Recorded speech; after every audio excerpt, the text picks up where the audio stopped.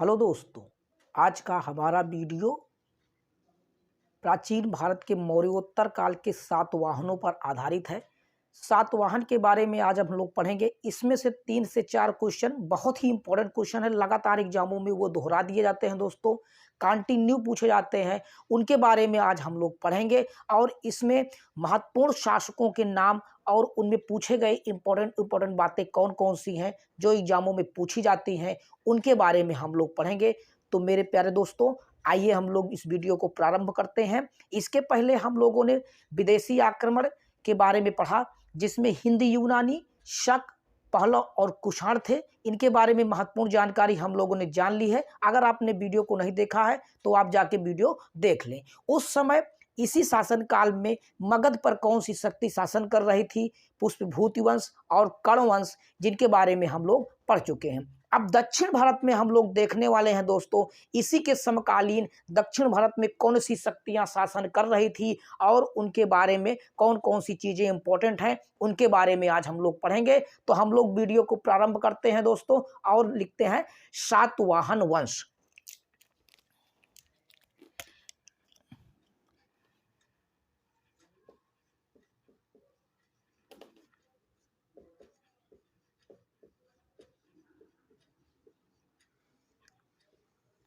आंध्र सातवाहन कहा जाता है। इनमें बहुत ही इंपॉर्टेंट शासक हुए हैं जिनके बारे में हम लोग जानते हैं। इनके शासन की इनकी राजधानी पहले हम लोग देख लेते हैं दोस्तों। इनके शासन कहाँ कहाँ पर किस क्षेत्र में थे, ये भी याद रखना जरूरी है।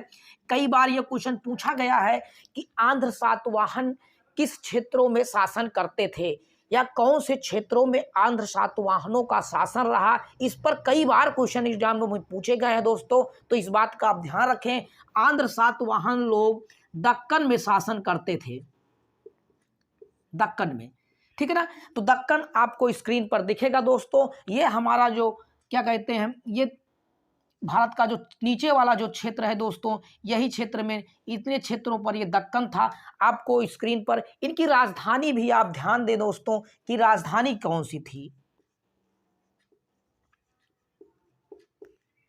इनकी राजधानी भी बहुत इंपॉर्टेंट है दोस्तों। इनकी राजधानी का नाम प्रतिष्ठान, ठीक है ना, पैठान था दोस्तों। आप इस बात का ध्यान रखें। इनकी राजधानी का नाम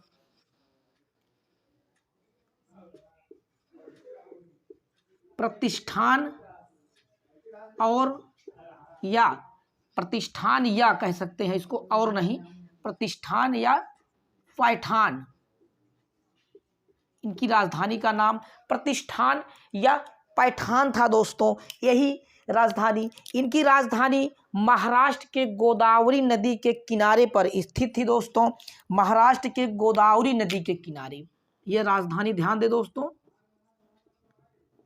महाराष्ट्र के गोदावरी नदी के तट पर।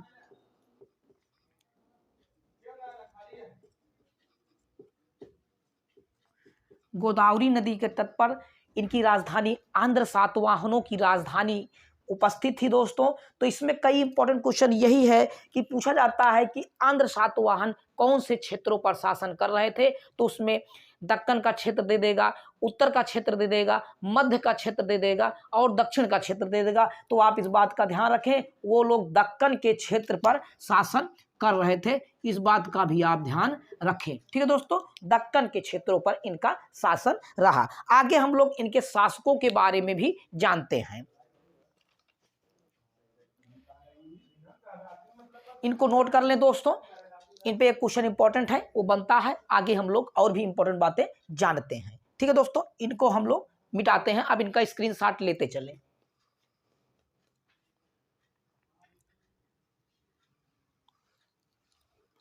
अब इनके एक महत्वपूर्ण शासक है, इनके संस्थापक, जिनका नाम था सिमुक। ध्यान दे दोस्तों, इनके संस्थापक थे सिमुक।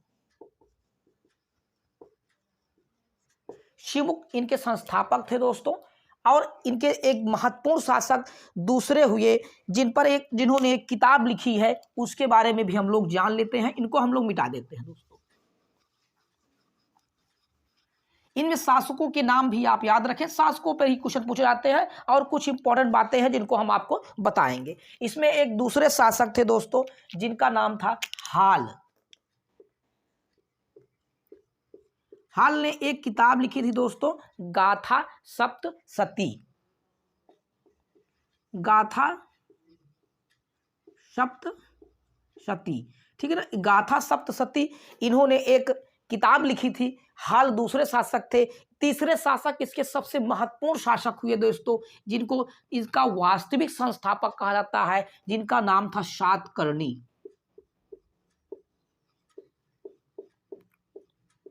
सातकर्णी इनके महत्वपूर्ण शासक हुए दोस्तों, जिनका शासनकाल 27 बीसी से, याद रखें दोस्तों, 27 बीसी से 17 बीसी तक इनका शासनकाल रहा दोस्तों। 27 बीसी से 17 बीसी तक इनका शासनकाल रहा।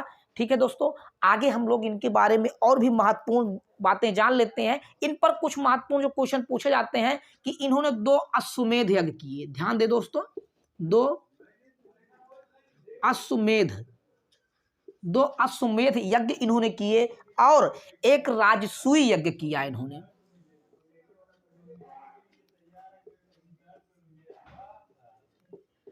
राजसूय यज्ञ किया।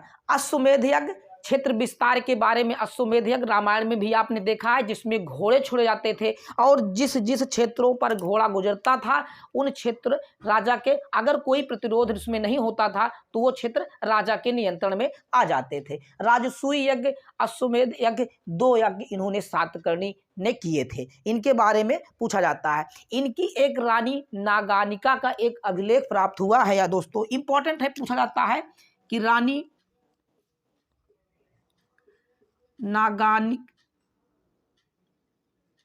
नागानिका का एक अभिलेख है दोस्तों, ध्यान दें, एक अभिलेख, रानी नागानिका का एक अभिलेख प्राप्त हुआ है दोस्तों। इसमें ब्राह्मण और बौद्ध को भूमि दान करने का प्रथम प्रमाण मिलता है दोस्तों। ब्राह्मण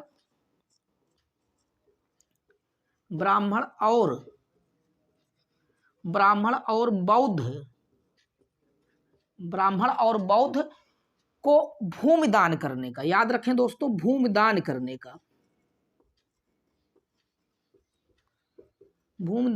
का प्रथम प्रमाण है।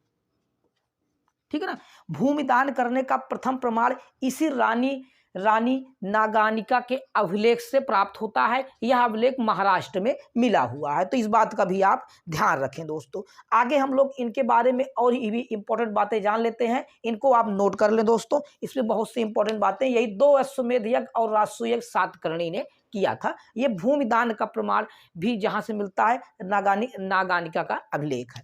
आगे हम लोग भी इंपॉर्टेंट बातें जान लेते हैं दोस्तों। एक महत्वपूर्ण शासक हुए जिनका नाम था गौतमी पुत्र सातकर्णी। इन पे लगातार क्वेश्चन पूछे जाते हैं दोस्तों, तो इस बात का भी आप ध्यान रखें। इनके एक शासक हुए जिनका नाम था गौतमी पुत्र सातकर्णी। हम लोग मिटा देते हैं, इसको आप नोट कर लें, इसको मिटा देते हैं हम।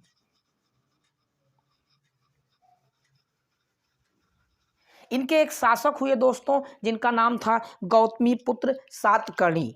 तो आप ध्यान दें, इसके बाद इनके ये जो शासक, ये सातकर्णी के बाद जो शासक हुए उनका नाम था गौतमी पुत्र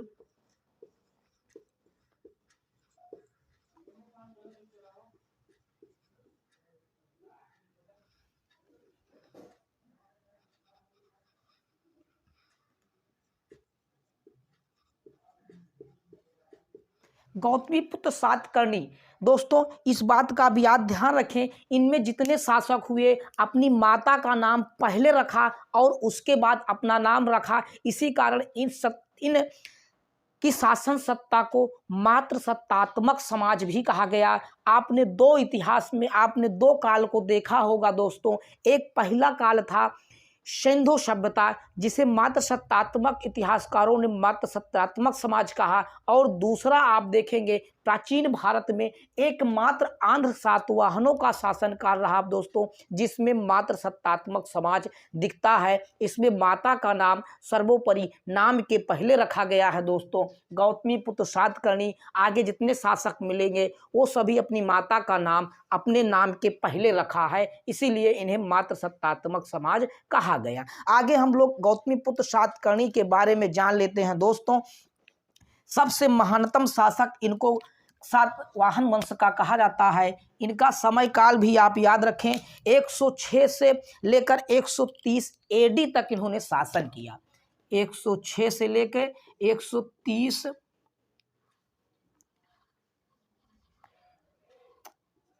130 एडी तक, ठीक है दोस्तों। 106 से 130 एडी तक इन्होंने शासन किया। इन्हें सबसे महानतम शासक कहा जाता है दोस्तों, महानतम शासक, ठीक है दोस्तों। महानतम शासक इन्हें कहा जाता है। और इनमें महत्वपूर्ण ये हो जाता है कि ये अद्वितीय ब्राह्मण अपने उपाधि धारण किए थे। इनका याद रखें दोस्तों, एक उपाधि है, इस पे क्वेश्चन पूछा गया है। अद्वितीय ब्राह्मण, अद्वितीय ब्राह्मण की उपाधि इन्होंने धारण की थी। इन्हें शक शासक नाहपान को इन्होंने हराया था, तो इस बात का भी ध्यान रखें दोस्तों। शक शासक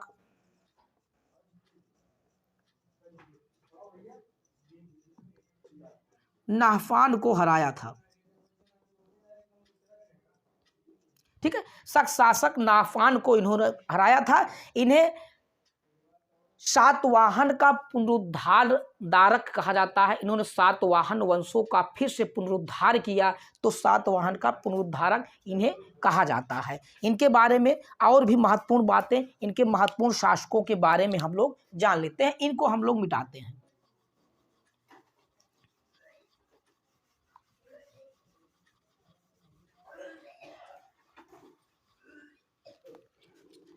इसके बाद एक शासक इनके होते हैं जिनका नाम था वशिष्ठ पुत्र पुलमावी। ध्यान दें दोस्तों,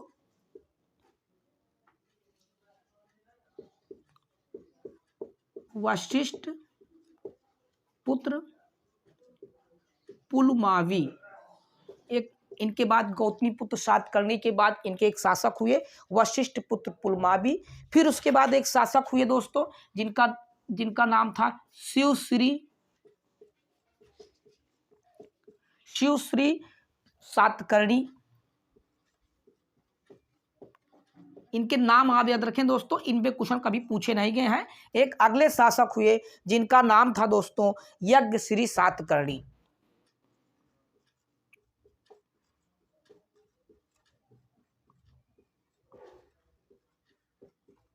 ठीक है। यज्ञश्री सातकर्णी हुए। इनके बारे में एक महत्वपूर्ण जानकारी ये मिलती है कि इनके, ठीक है ना, इनके सिक्कों पर, ठीक है, इनके सिक्कों पर जलयान का चित्र बना हुआ है। तो इसे यही सिक्कों पर जलयान का चित्र, एक नाव का चित्र बना हुआ है यज्ञश्री सातकर्णी पर। तो ये क्वेश्चन पूछा जाता है। तो ये इंपॉर्टेंट बातें थी दोस्तों। इसमें कुछ छोटी छोटी इंपॉर्टेंट बातें हैं जिनको हम लोग पढ़ लेते हैं, जिन पे लगातार क्वेश्चन पूछे गए हैं, तो आप इनको नोट कर लें। तो आगे हम लोग कुछ इंपॉर्टेंट बातें हैं जिन पे लगातार क्वेश्चन पूछे जाते हैं, उनको हम धीरे धीरे उन छोटे छोटे क्वेश्चन को पढ़ लेते हैं।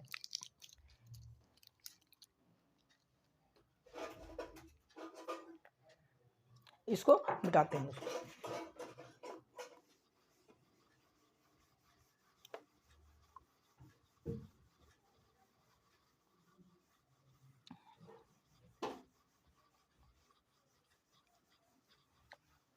अब नोट पॉइंट आप डालें दोस्तों। नोट पॉइंट हम लोग देखते हैं इसमें क्या क्या चीजें हो सकती हैं जिन पे क्वेश्चन पूछे गए हैं।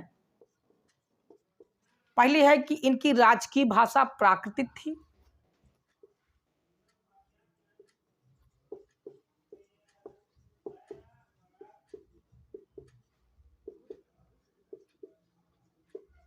राजकीय भाषा प्राकृत थी। समाज इनका दोस्तों मात्र सत्तात्मक समाज था। समाज मात्र सत्तात्मक समाज था दोस्तों, याद रखें, समाज इनका मात्र सत्तात्मक समाज था। मात्र सत्तात्मक समाज दो ही, एक सिंधु और एक सातवाहनों का काल रहा गया है। इनमें देख लें, इनके सिक्कों पर लगातार क्वेश्चन पूछे गए हैं दोस्तों, बहुत ही इंपॉर्टेंट है ये कि इन्होंने सिक्के जो चलाए वो शीशे और प्रोटीन के चलाए। एकमात्र शासक वंश थे दोस्तों जिन्होंने सिक्के शीशे और प्रोटीन के चलाए। ये क्वेश्चन बेहद इंपॉर्टेंट है, लगातार एग्जामों में ये क्वेश्चन पूछा जाता है, तो इस बात का भी आप ध्यान रखें दोस्तों। इसमें देखेंगे मूर्ति निर्माण का एक अमरावती कला शैली थी। मूर्ति निर्माण इन्होंने बनाया दोस्तों,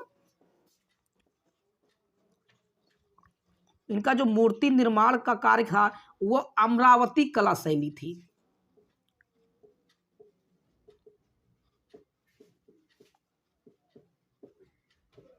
ठीक है ना, अमरावती कला शैली इनके मूर्ति निर्माण का एक अमरावती कला शैली थी दोस्तों। ठीक है ना, तो इसको आप इसमें नोट कर लें, कुछ इंपॉर्टेंट बातें हैं। और देखेंगे इसी समय एक ग्रंथ मिलता है पेरिप्लस ऑफ इरिथ्रियन सी, जिसमें से बंदरगाहों के बारे में जानकारी मिलती है।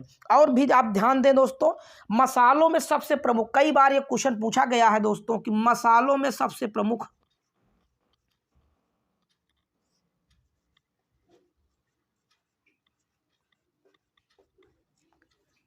मसालों में सबसे प्रमुख क्या था। ठीक है ना, तो मसालों में सबसे प्रमुख काली मिर्च थी दोस्तों,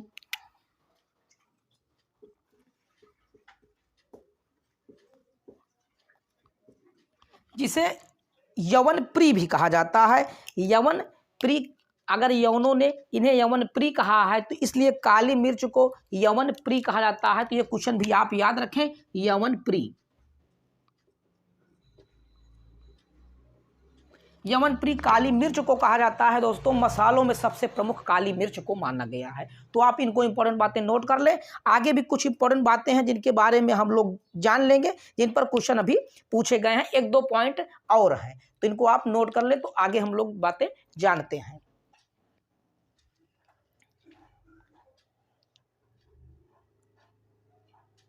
ठीक है दोस्तों, इसको हम लोग मिटाते हैं।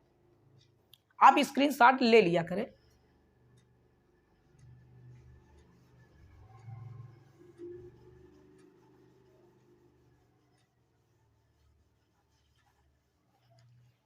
इनमें एक इंपॉर्टेंट बातें दिखती है दोस्तों। एक यूनानी लेखक हुए हैं जिनका नाम प्लिनी था। इन्होंने इस बात का दुख व्यक्त किया है कि यूनान का सारा सोना भारत चला जा रहा है। तो इनका जो दुख प्रकट किए थे, दुख प्रकट किया कि यूनान का सारा सोना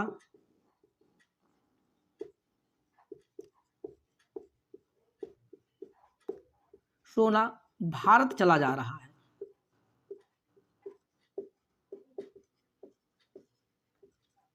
ठीक है, तो इस बात का याद रखें, यूनान का सारा सोना भारत चला जा रहा है, इस बात का इन्होंने, प्लिनी ने दुख व्यक्त किया है। तो ये क्वेश्चन कई बार पूछा गया है कि यूनान का सारा सोना भारत चला जा रहा है, इस बात को किसने कहा है या किसने दुख प्रकट किया है। तो वो प्लिनी नामक एक यूनानी विद्वान थे जिन्होंने इस बात का व्यक्त किया है। इसमें एक और इम्पोर्टेंट बातें हैं जिसमें आप ध्यान दें दोस्तों। इनका नाम है, जिन्होंने हवा के यंत्र का खोज किया था, उनके बारे में भी आप जान लें, जिनका नाम था, एक मिस्र के ग्रीक नाविक थे,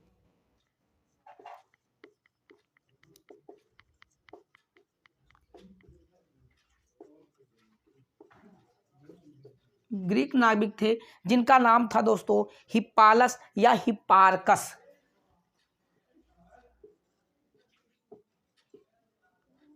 हिप्पारकस या इनको हिप्पालस भी कहा जाता है। ठीक है दोस्तों, हिप्पारकस का नाम आप याद रखें।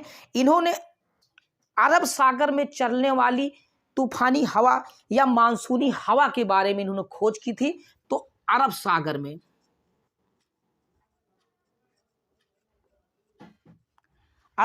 में चलने वाली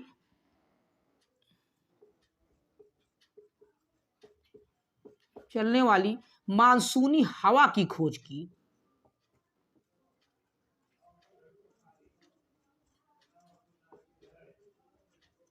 ठीक है दोस्तों, मानसूनी हवा की खोज की। इसी खोज के द्वारा ही भारत में या दुनिया में समुद्री यात्रा करने में बहुत ही आसानी हुई। तो यही हिप्पारकस या हिप्पालस के द्वारा किए गए हवा की खोज के बाद ही देश दुनिया में समुद्री यात्रा पर बहुत ही ज़्यादा विकास हुआ और समुद्री यंत्र की खोज हुए और समुद्र में एक देश से दूसरे देश पर यात्रा करना आसान हो गया। ठीक है दोस्तों, तो ये थे आंध्र सातवाहन वंश, जिनके बारे में कुछ इंपॉर्टेंट बातें थी हम लोगों ने पढ़ा। आगे हम लोग नेक्स्ट वीडियो पढ़ेंगे एक नए शासक के बारे में, जिन्होंने इस बिखरे साम्राज्य को फिर से एक करने में अपना संपूर्ण योगदान दिया। उस वंश का नाम गुप्त वंश था, जिसके बारे में हम लोग पढ़ेंगे। एक वैभवशाली इतिहास, एक बहुत ही महत्वपूर्ण इतिहास के बारे में हम लोग जानकारी लेंगे दोस्तों। आगे हम लोग नेक्स्ट वीडियो में मिलते हैं। चैनल को आप सब्सक्राइब जरूर करिएगा दोस्तों, ताकि मेरी जो भी प्रयास हैं वो सफल हों और हमें इसके लिए प्रेरणा मिलती रहे। लाइक कमेंट जरूर कर दीजिएगा दोस्तों। ठीक है दोस्तों, नेक्स्ट वीडियो में हम लोग गुप्त वंश को लेकर मिलते हैं।